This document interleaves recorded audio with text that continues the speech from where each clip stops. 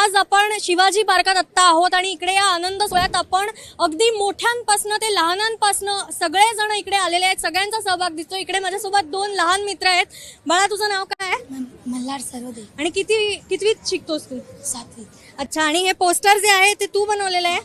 का बनवलंय तू हे पोस्टर? काय बनवलंय आणि सांग आम्हाला जरा.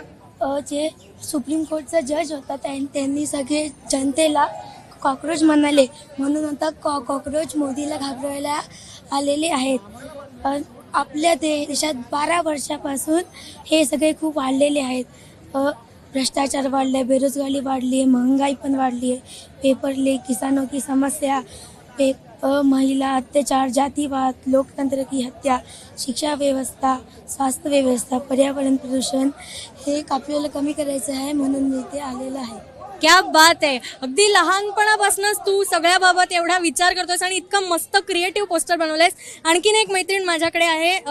तू काय लिहिलंयस तुझ्या पोस्टरवर, सांग आम्हाला. ज्या लोकांनी आमच्या जनरेशनसाठी लढले, हे परत लोकशाही वाचवली, त्यांच्यासाठी मी आभार करते. ह्याचं पोस्टर मी लिहिलंय. क्या बात आहे. आणि यांचे पेरेंट्स कोणी आहेत का इकडे?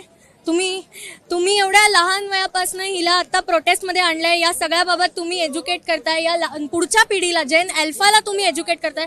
काय सांगाल तुम्ही याबाबत? आता जर आपण ह्यांना ही जी परिस्थिती नाही दाखवली तर त्यांच्यासाठी ती लोक पण लढायला तयार नाही होणार. भले आज ह्यांना याची गरज वाटत नाहीये, पण हे दाखवणं आपलं कर्तव्य आहे. आणि जर आपणच नाही दाखवलं तर त्यांना कळणार.